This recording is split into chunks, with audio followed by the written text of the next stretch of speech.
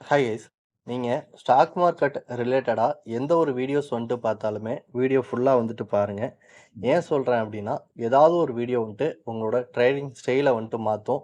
உங்களோட trading style மாறுச்சு அப்டின்னா, உங்களோட லைஃப் ஆட்டோமேட்டிக்கா மாறுறதுக்கு வாய்ப்பு இருக்கு. Okay guys. நான் இம்பார்ட்டன்ட் கேண்டில்ஸ் மார்க் பண்ணிப்பேன். இம்பார்ட்டன்ட் கேண்டில்ஸ் எப்படி மார்க் பண்ணுவேன் அப்டின்னா, 30 மினிட்ஸ் டைம் ஃப்ரேம சூஸ் பண்ணி மார்க் பண்ணுவேன். தென் பார்த்தீங்கன்னா, நான் இன்ட்ராடே ட்ரேட் பண்ணும்பொழுது 3 மினிட்ஸ் டைம் ஃப்ரேம்ல தான் ட்ரேட் பண்ணுவேன். எந்த இண்டெக்ஸ்ல ட்ரேட் பண்ணுவேன் அப்டின்னா, இன்னைக்கு ட்ரேட் பண்றேன் அப்டின்னா, இன்னைக்கு எக்ஸ்பைரி ஆகுற இண்டெக்ஸ்ல ட்ரேட் பண்ணுவேன். தென் நாளைக்கு எக்ஸ்பைரி ஆகுற இண்டெக்ஸ்ல ட்ரேட் பண்ணுவேன். Okay guys. இப்போ நான் 30 மினிட்ஸ்ல இருந்து 3 மினிட்ஸ் சார்ட்டா சேஞ்ச் பண்ணிக்கிறேன். இன்னைக்கு ஃபின் நிஃப்டி எக்ஸ்பைரி இல்லையா? ஸோ அதனால ஃபர்ஸ்ட் ப்ரிஃபரன்ஸ் ஃபின் நிஃப்டிக்கு தான் குடுக்கணும். நம்ம சேனல்ல ஆல்ரெடி ஃபாலோ பண்ணிட்டு இருக்கவங்களுக்கு தெரியும். இன்னைக்கு ஃபின் நிஃப்டில எந்த ஒரு என்ட்ரியுமே வந்திருக்காது அப்படின்னு சொல்லிட்டு. நான் எல்லா வீடியோஸ்லயுமே சொல்லுவேன். ஃபின் நிஃப்டிக்கு சப்போர்ட் பேங்க் நிஃப்டி, பேங்க் நிஃப்டிக்கு சப்போர்ட் ஃபின் நிஃப்டி அப்படின்னு சொல்லியிருப்பேன். ஓகே. இப்போ ஃபின் நிஃப்டில நமக்கு என்ட்ரி வரல அப்படின்னு சொல்லிட்டு பேங்க் நிஃப்டில வர்ற என்ட்ரிய அவாய்ட் பண்ணக்கூடாது. பேங்க் நிஃப்டில என்ட்ரி வந்தாலும் அதே டைம் ஃப்ரேம் யூஸ் பண்ணி, அதே டைம்ல ஃபின் நிஃப்டியோட சார்ட் அனலைஸ் பண்ணி, நாம ஃபின் நிஃப்டிலயும் ட்ரேட் பண்ணலாம். ஓகே. இப்போ நான் பேங்க் நிஃப்டி சார்ட்ட ஓப்பன் பண்றேன்.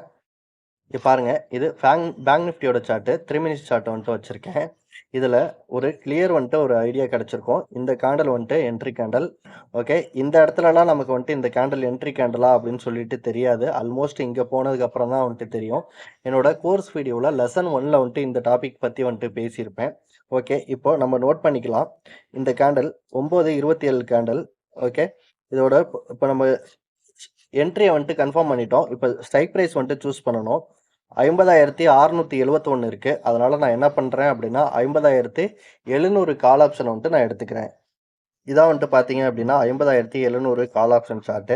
நமக்கு ஸ்பாட் சார்ட்ல என்ட்ரி ட்ரிகர் ஆன இடம் பார்த்தீங்கன்னா இந்த கேண்டில் தான். இதுதான் இன்னைக்கு டே லோவாவும் இருந்திருக்கும்.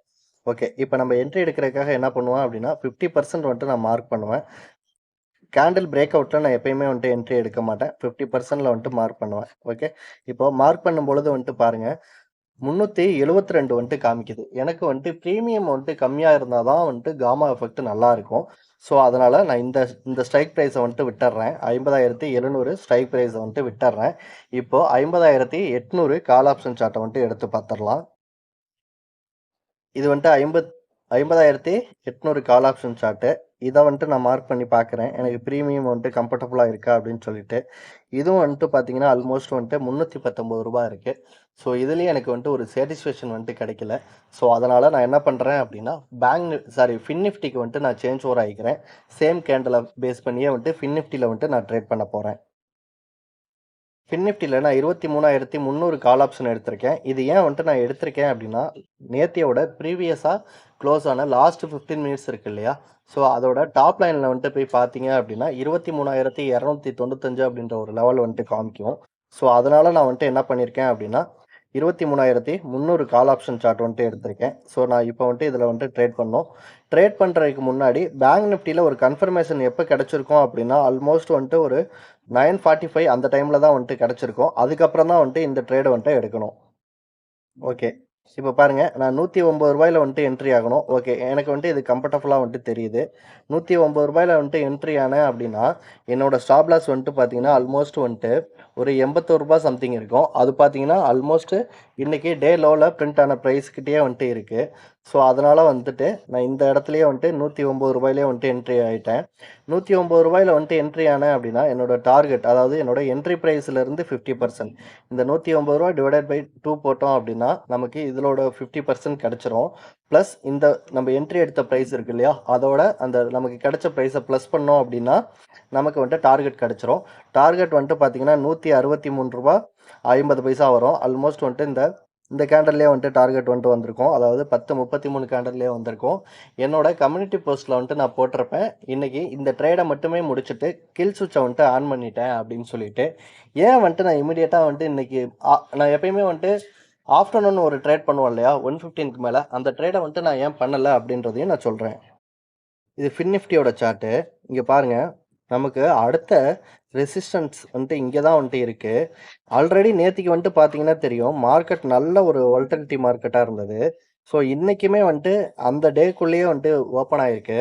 ஸோ அதனால வந்துட்டு சப்போஸ் நமக்கு வந்துட்டு இங்கே ஒரு என்ட்ரி கிடைச்சிட்டு மார்க்கெட் ரேஞ்ச் பவுண்ட் ஆயிடுச்சுன்னா என்ன பண்ணுறது? நம்ம மார்னிங் எடுத்த ப்ராஃபிட்டை வந்துட்டு லாக் பண்ணணும் இல்லையா? ஸோ அதனால தான் நான் வந்துட்டு இன்னைக்கு வந்துட்டு ப்ராஃபிட் அப்படியே லாக் பண்ணிட்டு அடுத்த அடுத்த ட்ரேட் வந்துட்டு இனிமேல் வந்துட்டு என்னால் நாளைக்கு தான் வந்துட்டு பண்ண முடியும். ஓகே கைஸ், இப்போ நாளைக்கு வந்துட்டு பேங்க் நிஃப்டி எக்ஸ்பைரி. நீங்கள் புதுசாக பார்க்குறீங்க அப்படின்னா நல்லா பாருங்க, நான் எப்படி வந்துட்டு இம்பார்ட்டன்ட் பாயிண்ட் வந்துட்டு மார்க் பண்ணுறேன் அப்படின்னு. இங்கே பாருங்க, இதை நான் வந்துட்டு இப்போ 30 மினிட் சார்ட்டில் வச்சுருக்கேன். ஸ்பாட் சார்ட்டில் தான் நான் வந்துட்டு வியூ பண்ணுவேன். ஃபியூச்சர் சார்ட்டை நான் யூஸ் பண்ணுறதே கிடையாது. இப்போ ஆல்ரெடி இந்த ப்ரைஸ் வந்துட்டு ட்ரிகர் ஆகி முடிஞ்சிருச்சு இல்லையா? இதை நான் வந்துட்டு டெலீட் பண்ணிக்கிறேன். இங்கே ஏற்கனவே இருக்க லைன்ஸ் எல்லாம் வந்துட்டு பார்த்தீங்க அப்படின்னா அந்த ப்ரைஸ் வந்துட்டு ட்ரிகர் ஆகிருக்காது. ஓகே, இப்போது பார்க்குறதுக்கு நமக்கு எல்லாமே வந்துட்டு க்ரீன் கேண்டல் ரெட் கேண்டலாக தான் வந்துட்டு தெரியும். இதில் நம்ம ஃபில்டர் பண்ணுறதுக்காக வந்துட்டு original green candle original red கேண்டலை வந்துட்டு நம்ம கன்ஃபார்ம் பண்ணுறதுக்காக என்ன பண்ணுறோம் அப்படின்னா, இப்போது இந்த ரெட் கேண்டல் அப்படின்னா மேலே வந்துட்டு விக்கு கூட இருக்கணும், கீழே சின்னதாக இருக்கணும். ஸோ அதை தான் நான் வந்துட்டு செல்லிங் கேண்டல் அப்படின்னு சொல்லிட்டு நான் ஐடென்டிஃபை பண்ணுறேன்.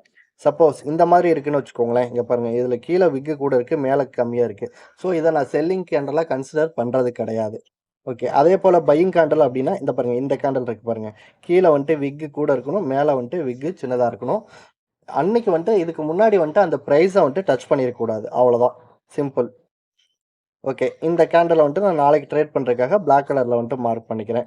இப்போது அப்படியே வந்துட்டு நமக்கு பார்க்கும்பொழுது வந்துட்டு பாருங்கள், இங்கே வந்துட்டு இந்த கேண்டல் மேலே விக்கு பெருசாக இருக்குது. ஆனால் இது ஒரு நல்ல ஒரு க்ரீன் கேண்டல் தான். இருந்தாலும் நம்ம இதை மார்க் பண்ண போகிறது கிடையாது.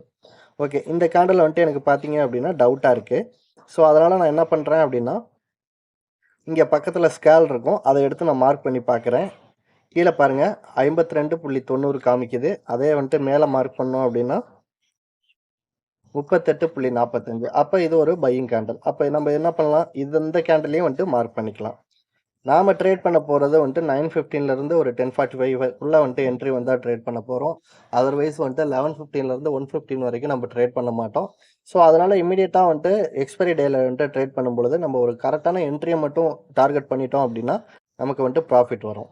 ஓகே, இப்போ இதை வந்துட்டு நான் செல்லிங் கேண்டலாக வந்துட்டு மார்க் பண்ணிக்கிறேன். செல்லிங் கேண்டலை வந்துட்டு ரெட் கலரில் மார்க் பண்ணிக்கிறேன். வேறு ஏதாவது செல்லிங் கேண்டல் இருக்கா அப்படின்னு பார்த்தீங்க அப்படின்னா கிடையாது. இங்கே ஒரு செல்லிங் கேண்டல் இருக்கு. ஆனால் அந்த ப்ரைஸை வந்துட்டு இன்றைக்கி டச் பண்ணி வச்சு பாருங்க. ஸோ அதனால் நான் அதை வந்துட்டு விட்டுறேன்.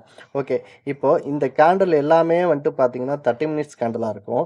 இந்த லாஸ்ட்டு ஒரு கேண்டல் இருக்கு இல்லையா, இந்த கேண்டல் வந்துட்டு 3:15க்கு ஓப்பன் ஆகி 3:30க்கு க்ளோஸ் ஆகிடும். அதனால் வந்துட்டு அது 15 மினிட்ஸ் கேண்டல். அதை தான் நான் லாஸ்ட்டு 15 மினிட்ஸ் கேண்டல் அப்படின்னு சொல்லுவேன். ஸோ இதை வந்துட்டு நான் பிளாக் கலர் லைனில் வந்துட்டு மார்க் பண்ணிக்கிறேன்.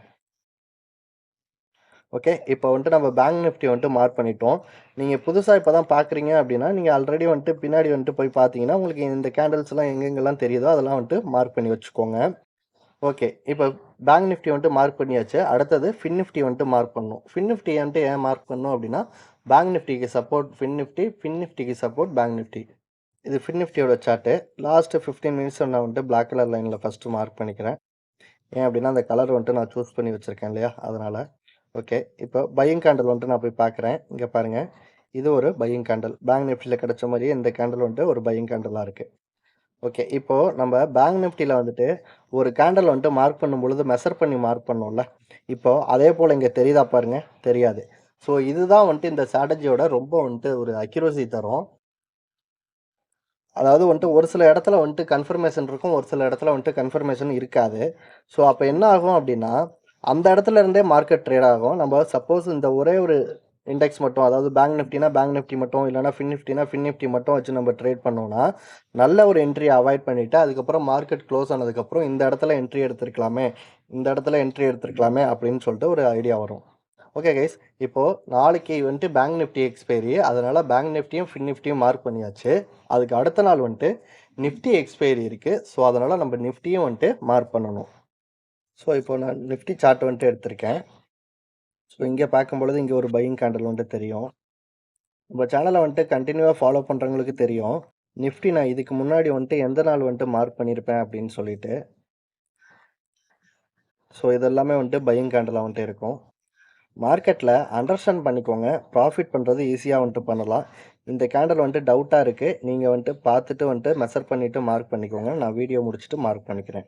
ஓகே. இப்போ இந்த பாயிண்ட்ஸ்லாம் வந்துட்டு மார்க் பண்ணியாச்சு. அடுத்தது வந்துட்டு இந்த லாஸ்ட்டு 15 மினிட்ஸ் வந்துட்டு பிளாக் கலர் லைனில் மார்க் பண்ணிக்கலாம்.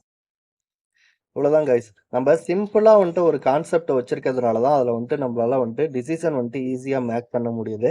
ஆல்ரெடி வந்துட்டு நான் எக்கச்சக்கமான மெத்தட்ஸு அல்லது ட்ரேடிங் ஸ்ட்ராட்டஜிஸ்லாம் வந்துட்டு நான் பேக் டெஸ்ட் பண்ணியிருக்கேன். எனக்கு வந்துட்டு அந்த அளவுக்கு வந்துட்டு அதெல்லாம் வந்துட்டு சூட்டபிள் ஆகல. ஸோ, அதனால தான் நான் வந்துட்டு சிம்பிளா வந்துட்டு மார்க் பண்ணிட்டு ட்ரேட் பண்றேன். ஓகே. இந்த பிளேலிஸ்ட்ல வந்துட்டு போய் பார்த்தீங்கன்னா, ட்ரேடிங் ஐடியாஸ் அப்படின்னு சொல்லிட்டு ஒரு பிளேலிஸ்ட் இருக்கும்.